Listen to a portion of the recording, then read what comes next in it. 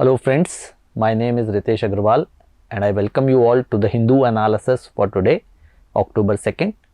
Let's get started with the stories for today. So today is quite news heavy. We have a lot of stories today. CJI for forming special panels to probe atrocities by police.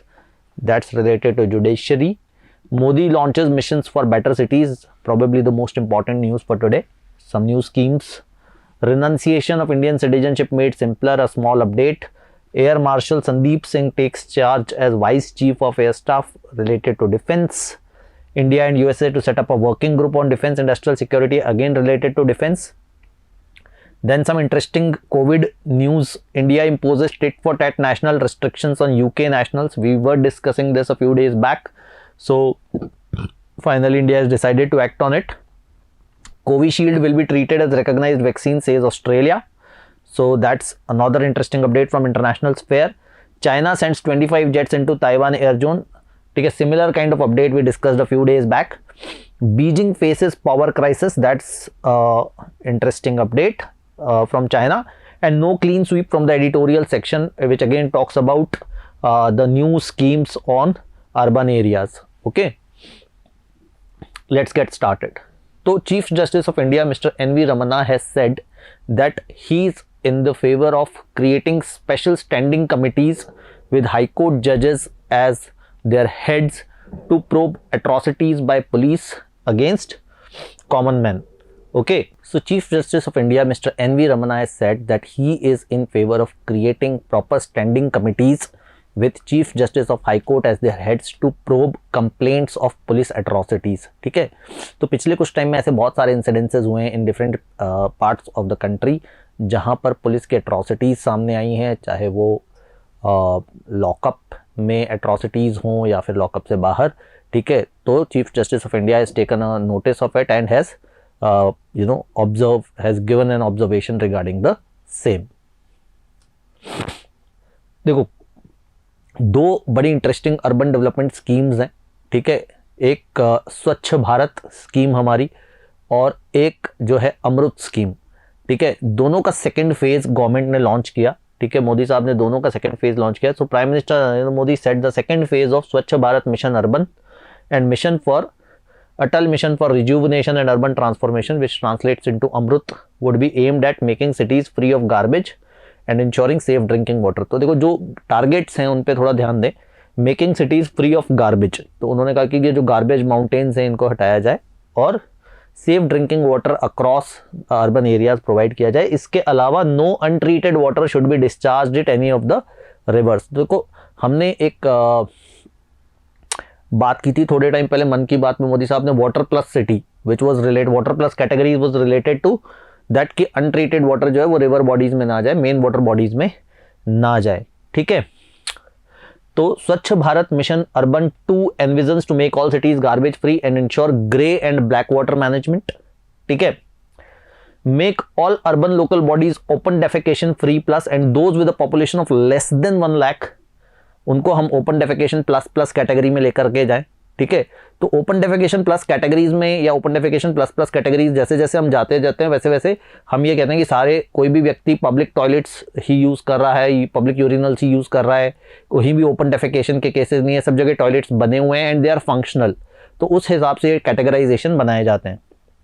Mission will focus on source segregation of solid waste. Source segregation मतलब घरों में आपका waste जो है वो segregate हो जाए कि ड्राई वेस्ट कौन सा है, वेट वेस्ट कौन सा है.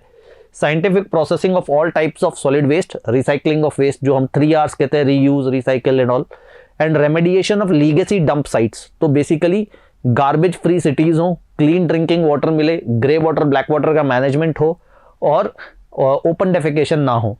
ठीक है, अमृत 2 क्या कहता है? अमृत 2 फिर दूसरे पार्ट पे काम करता है कि पानी की सप्लाई प्रॉपर हो. ठीक है, तो ये कहता है कि सब जगह टैप्स हो, क्लीन ड्रिंकिंग वाटर सबको मिले. उसके अलावा जो भी सीवर टैंक्स हैं, सेप्टेज टैंक्स हैं, उनका पानी जो है वो मेन वाटर बॉडीज में ना जाए. ठीक है, so it will provide 100% coverage of water supply to all households in 4700 urban local bodies by providing 2.68 crore tap connections and 100% coverage of sewerage and septage in 500 Amrut cities by providing 2.64 crore sewer or septage connections.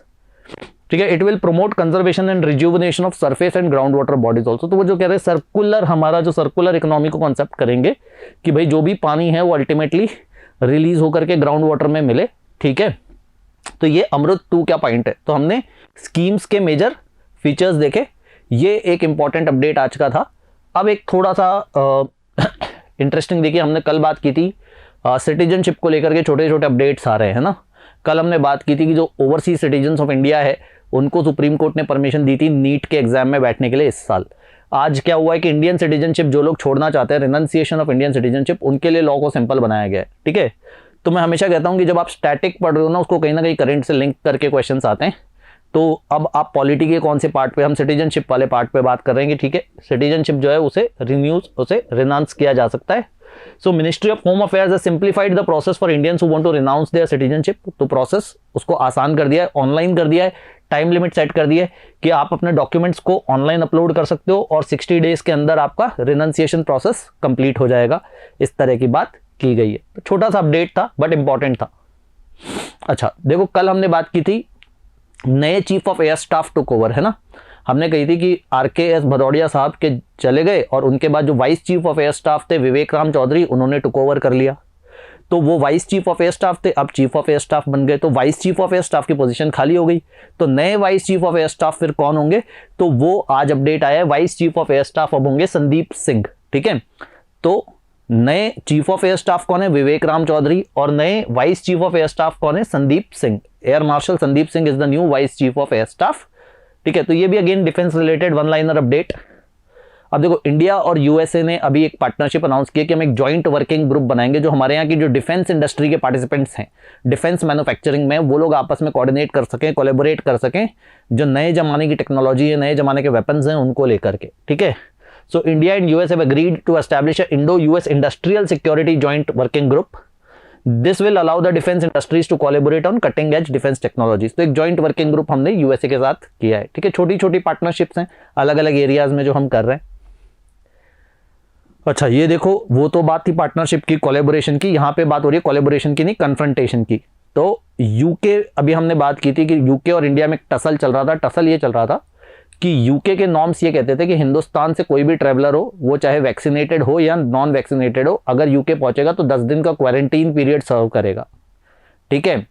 जबकि UK ने Covishield को approval दे दिया था। उन्होंने कहा Covishield को हम recognise करते हैं, बट हम इंडिया के वैक्सीन सर्टिफिकेट को लेकर के हमें अपने एप्रीहेंशंस हैं। तो इंडिया ने इस पर इशारा दिया था कि अगर यूके ने ये लॉज रिलैक्स नहीं किए तो हम भी जो है रेसिप्रोकेट कर सके हुए हैं, और फाइनली इंडिया ने रेसिप्रोकेट किया है। अब इंडिया ने भी ये कर दिया कि अगर यूके से कोई ट्रैवलर आएगा तो उसे भी 10 दिन का क्वारंटीन पीरियड सर्व करना होगा। आने से पहले 72 आवर्स पहले एक RT-PCR टेस्ट होगा, आने के बाद एक RT-PCR टेस्ट होगा, और फिर 8 दिन बाद एक और RT-PCR टेस्ट होगा। और अगर पॉजिटिव, मतलब नॉट पॉजिटिव, नेगेटिव पाए गए, ठीक है, तो फिर कहीं जा करके आपको परमिशंस मिलेंगी, अदरवाइज। तो India impose reciprocal quarantine measures on citizens of the UK. New regulation would enforce a 20 day quarantine on all British nationals, ठीक है। अक्टूबर 4 से ये मेजर्स इन फोर्स आ जाएंगे, ठीक है। ये मैं आपको बता चुका हूं जो मोटा मोटी डिटेल्स हैं, ठीक है, ओके। अच्छा देखो, जहां यूके के साथ ये चल रहा है वहीं ऑस्ट्रेलिया के साथ हम काफ़ी कुछ अच्छा कर रहे हैं। कल हमने बात की थी ऑस्ट्रेलिया के साथ हम ट्रेड पैक्ट को लेकर के अप्रूवल मिल गया है। आज ऑस्ट्रेलिया के प्राइम मिनिस्टर ने कोविशील्ड को रिकॉग्नाइज कर लिया है, ठीक है। उन्होंने कहा कि कोविशील्ड को हम रिकॉग्नाइज करते हैं, लेकिन जो भी वैक्सीन ट्रैवलर्स आएंगे कोविशील्ड लगवा करके, उनको अपने देश का वैक्सीन सर्टिफिकेट तो दिखाना पड़ेगा। तो एक तरफ हम खुश हो सकते हैं कि हमारे यहाँ से जो ऑस्ट्रेलिया से तरफ जाने वाले स्टूडेंट्स हैं, ट्रैवलर्स हैं, बिजनेसमैन हैं जो वैक्सीनेटेड हैं, उनको ऑस्ट्रेलिया जाने को परमिशन मिल जाएगी। और दूसरी तरफ कंसर्न्स ये भी है कि ठीक है, अगेन वही वाली कहा है कि वैक्सीन को रिकॉग्नाइज किया, क्या वैक्सीन सर्टिफिकेट को भी रिकॉग्नाइज किया जाएगा, उसको लेकर क्लैरिटी अभी नहीं है, ठीक है। अच्छा, China sends 25 jets into Taiwan air zone. देखो, हमने थोड़े दिन पहले बात की थी कि थोड़े दिन पहले भी चाइना ने इसी तरह की हरकतें की थी, अपने कुछ जेट्स को ताइवान के एयर स्पेस में भेजा था। और हमने थोड़ी सी कंट्रोवर्सी के बारे में बात की थी कि ताइवान को चाइना अपनी प्रॉपर्टी मानता है, ठीक है। तो चाइना की वो पॉलिसी है वन चाइना, तो वो कहता है ताइवान तो हमारा अपना टेरिटरी है। और ताइवान में अभी जो लीडरशिप है, साई इंग वेन जो ताइवान के प्रेसिडेंट है, वो ताइवान को एक इंडिपेंडेंट कंट्री मानते हैं। तो पिछले कुछ समय से ऐसी हरकतें हुई है, जैसे इनके बीच में जो पहले विवाद हुआ था, जब इससे पहले जब मैं कह रहा हूँ कि उन्होंने प्लेन्स भेजे थे, जेट प्लेन्स भेजे थे, वो तब था जब चाइना ने और ताइवान ने दोनों ने ट्रांस पैसिफिक पार्टनरशिप में मेंबरशिप के लिए अप्लाई किया था। तो चाइना ने कहा जब हमने अप्लाई कर दिया तो मतलब ऑब्वियस है कि उसका मतलब तुमने भी अप्लाई कर दिया, तुम कोई अलग टेरिटरी थोड़े ही हो, और अगर तुमने अप्लाई किया तो that means you are trying to say that you are an independent territory, which is not the case. ठीक है, तो इसीलिए फिर डराने के लिए उन्होंने फ्लाइंग जेट्स भेजे थे। और अब क्या केस है कि अब ब्रिटेन ने ताइवान स्ट्रेट पे थोड़े दिन पहले अपना एक वॉरशिप भेजा था, और उस पर गुस्सा दिखाते हुए उन्होंने ताइवान पे अपने प्लेन्स भेजे हैं। ठीक है, so it was foundation day for people's republic of China जब ये सारा काम किया गया है। ठीक है, so Taiwan set 25 Chinese military planes crossed into its defence zone the same day that Beijing mark the founding of people's republic of China. ठीक है, अब ये क्यों किया गया है? Because it accused Britain of sending a warship to the Taiwan strait with evil intentions. ठीक है, तो ये चाइना की आदत है। China often sends military aircraft into Taiwan air defence zone to display displeasure. Last week it flew 24 planes. ठीक है, और ठीक है, बाकी जो मैंने आपको बताया चाइना ताइवान की हिस्ट्री वो तो है ही। Beijing faces power crisis, firms told to secure supplies. देखो चाइना में भी 2-4 तरह के क्राइसिस चल रहे हैं। एक मैंने आपको बताया बहुत बड़ा क्राइसिस एवरग्रांड क्राइसिस हुआ था, जिसपे आज का डिकोडेड भी बनाया गया है। आप लोग डिकोडेड पे चेक कर सकते हो, उसमें एवरग्रांड क्राइसिस के बारे में हमने पूरी बात की है। दूसरा क्राइसिस चाइना में भी पावर क्राइसिस चल रहा है, तो फ्रीक्वेंट पावर कट्स हो रहे हैं जिनकी वजह से उनका इंडस्ट्रियल आउटपुट भी कम हो गया है। अब पावर कट्स क्यों हो रहे हैं? क्योंकि पावर सप्लाई में प्रॉब्लम आ रहा है। पावर सप्लाई में क्यों प्रॉब्लम आ रहा है? उसके बहुत सारे कारण हैं। ठीक है, उसका कारण एमिशन कंट्रोल्स भी है। उसका सबसे बड़ा और इंपॉर्टेंट कारण है कोल की सप्लाई कम होना। ठीक है, चाइना के पास इतना कोल नहीं आ पा रहा है जिससे कि वो पावर जनरेट कर सके। और उसका कोल की सप्लाई क्यों कम हो गई है? उसकी वजह ऑस्ट्रेलिया के साथ खराब रिलेशंस हैं। ठीक है, तो ऑस्ट्रेलिया से कोल आता था, ऑस्ट्रेलिया के साथ रिलेशंस खराब हुए, कोल की सप्लाई कम हो गई। ठीक है, so China top state owned energy companies. अभी हुआ क्या है फिर? बेसिकली चाइना में एनर्जी कंपनीज को कहा गया है कि come what may do whatever it takes, but China में पावर सप्लाई कम नहीं होनी चाहिए। There are adequate fuel supplies for the approaching winters, क्योंकि winters are coming and country should not face power cuts. So country has been hit by wide spread power cuts. जैसा मैंने आपको बताया, it has been caused by multiple factors like overseas demand. तो China में demand भी बढ़ गई है, जैसे जैसे इकोनॉमी ओपन हो रही है, इंडस्ट्रीज ओपन हो रही है, मैन्युफैक्चरिंग बढ़ रही है, तो डिमांड भी बढ़ गई है। इंडस्ट्रियल आउटपुट भी ज़्यादा चाहिए क्योंकि अब दुनिया भर में डिमांड बढ़ गई है चाइनीज़ गुड्स की। तो ऑब्वियसली जैसे जैसे इकोनॉमीज ओपन हो रही है, इंडस्ट्रियल सप्लाई बढ़ रही है। ठीक है, कोल प्राइजेस ज़्यादा हैं, फिर एमिशन कंट्रोल्स हैं, ये सारी चीज़ें मैं आपके साथ बात कर चुका हूँ। अब 60% of Chinese economy still powered by coal. जैसे हमारा देश है, हमारे देश में भी जो सबसे बड़ा सोर्स ऑफ पावर क्या है? थर्मल पावर है, कोल ही है। वैसे ही चाइना में भी 60% of Chinese economy is powered by coal. But Australia के साथ ट्रेड टिफ, ऑस्ट्रेलिया के साथ जो उनके साथ रिस्ट्रिक्शन चल रहे हैं, खराब रिलेशन चल रहे हैं, उसके तहत ऑस्ट्रेलिया से कोल उतना आ नहीं पा रहा है, जिसकी वजह से पावर इश्यूज और फ्रीक्वेंट हो गए हैं। ठीक है, तो जैसा मैंने आपको बताया कि इस महीने इंडस्ट्रियल आउटपुट भी उनका कॉन्ट्रैक्टेड रहा। लॉकडाउन के बाद पहली बार इंडस्ट्रियल आउटपुट कॉन्ट्रैक्ट हुआ। ठीक है, अच्छा लास्ट आर्टिकल देखते हैं, no clean sweep. It is about जो अभी हमने बात की अर्बन मिशंस अनाउंस हुए हैं, अर्बन मिशंस का सेकंड फेज अनाउंस किया है, उस पर कमेंट्री है। कुछ स्कीम के फीचर्स हैं, ज़्यादातर स्कीम पे ओपिनियंस हैं कि क्या किया जा सकता है। तो Narendra Modi ji has announce the second phase of Swachh Bharat mission urban and Amrut. ठीक है, अच्छा स्वच्छ भारत मिशन अर्बन 2.0 विद a 1.41 lakh crore outlay aims to focus on a garbage free cities and urban grey and black water management in places not covered by अमृत। ठीक है, ये हमने बात की थी ऑलरेडी कि उन शहरों में स्वच्छ भारत मिशन अर्बन काम करेगा जहां पे जो अमृत की रेंज से बाहर है। ठीक है, तो ऑथर का इसमें ज़्यादातर कहना क्या है कि इन सारे इश्यूज़ में हमें कम्युनिटी इन्वॉल्वमेंट करना चाहिए, ज़्यादा से ज़्यादा लोगों को इन्वॉल्व करना चाहिए। क्योंकि आपने टॉयलेट्स बना दिए मगर वाटर कनेक्शंस प्रॉपर नहीं है, मेंटेनेंस प्रॉपर नहीं है, तो उसका कोई फ़ायदा नहीं होगा। वो टॉयलेट खराब कहीं पर जो है वो बुरी हालात में पड़ा हुआ ही रहेगा। ठीक है, तो जब तक आप कम्युनिटी को इन्वॉल्व नहीं करोगे, कहते हैं raising community involve in resource recovery, rules governing municipal plastic and electronic waste, calls for a partnership that gives a tangible incentives to household. तो उन्होंने कहा जैसे वेस्ट मैनेजमेंट है, जब तक घरों को कोई इंसेंटिव नहीं है कि वो वेस्ट को सेग्रीगेट करें, जब तक हाउसहोल्ड्स को कोई इंसेंटिव नहीं है कि वो अपने ड्राई वेस्ट को अलग रखें और वेट वेस्ट को अलग रखें, तब तक वो काम सोर्स लेवल पे हो ही नहीं सकता। तो आपको लोगों को इन्वॉल्व करना पड़ेगा। ये कि हम किसी कॉर्पोरेट पार्टी को दे दोगे कि भैया आप जो है आप कचरा कलेक्ट करने जाते हो तो आपकी गाड़ी में 2 डब्बे होने चाहिए, एक रेड होना चाहिए, एक ब्लू होना चाहिए, तो सोर्स पे तो सेग्रीगेशन हुआ ही नहीं ना, अब वो क्या हर घर के कचरे को बैठ करके अलग अलग करेगा। तो उन्होंने यही कहा है कि आपको हाउस होल्ड्स को इंसेंटिव्स देने पड़ेंगे। Current mode of issuing mega contracts to big corporations is not working. फिर सैनिटेशन पे उन्होंने कहा था कि भैया सैनिटेशन पे भी आपने अगर इंफ्रास्ट्रक्चर खाली बना दिया कि भैया आपने कह दिया कि हम तो ओपन डेफिकेशन प्लस बना दिया, हमने टॉयलेट्स लगा दिए इतनी जगह पे हमने, मगर वो टॉयलेट्स काम भी तो करने चाहिए ना।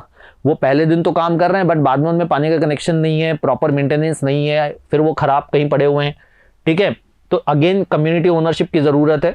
States and municipal corporation should work to increase community ownership of the system. ठीक है, फिर ओपन डेफिकेशन के केस में भी काफ़ी कुछ काम करना बाकी है। ठीक है, उसके वो भी कह रहे हैं कि जब जो हम क्लीन ड्रेनेज की बात कर रहे हैं, सीवेज टैंक्स की बात कर रहे हैं, हम ये बात कर रहे हैं कि जो ख़राब पानी है वो मेन रिवर बॉडीज़ में ना जा पाए, वो तभी पॉसिबल होगा जब लोगों को प्रॉपर हाउसिंग मिलेगी, प्रॉपर उनका ड्रेनेज सिस्टम बनेगा। अगर लोग सड़कों पे रह रहे हैं, अगर लोग कच्ची बस्तियां बना के रह रहे हैं, तो उसका वेस्ट कहीं ना कहीं वाटर बॉडीज़ में जाएगा ही। तो जब तक आप पूरी तरीके से उनको एलिमिनेट नहीं कर पाओगे, पब्लिक रेंटल हाउसिंग इंश्योर नहीं कर पाओगे, तब तक आप उनको भी पूरी तरीके से मेंटेन नहीं कर पाओगे। That is the whole point which the author is trying to raise in this particular article. अच्छा, ये तो बात हुई स्टोरीज़ की। अब हम बात करते हैं Q&As के बारे में। तो कल मैंने क्वेश्चन पूछा था आपसे कि कल chief of air staff Vivek Ram Chaudhary took over, और तब मैंने पूछा था कि इंडिया के पहले चीफ ऑफ एयर स्टाफ कौन थे। तो इसका लोगों ने अच्छा जवाब दिया है। जो पहले थॉमस एल्महर्स्ट से लेकर के जो पहले first Indian air chief of air staff थे सुब्रतो मुखर्जी, तो दोनों जवाब दिए। And I am happy with the research done. लोगों ने मेहनत की है, जाकर के पेजेस वगैरह देखे हैं, तो I am really happy with that. अब आज का क्वेश्चन पूछते हैं। देखो, आज इसमें ना मैंने जानबूझ के एक चीज़ आपको नहीं बताई है कि यहाँ पे 2 वर्ड्स यूज़ किए गए, ग्रे वाटर मैनेजमेंट और ब्लैक वाटर मैनेजमेंट, है ना। तो आपको मुझे ये बताना है कि ग्रे वाटर किसे कहते हैं और ब्लैक वाटर किसे कहते हैं। ठीक है, ये जो डिस्टिंक्शन है ये आप थोड़ा सा मुझे समझाएं अपने कमेंट सेक्शन में, तो मज़ा आएगा, है ना। थोड़ा सा इसको आप दें, and I will see to it and respond to it tomorrow. Till then, take care, goodbye and keep reading.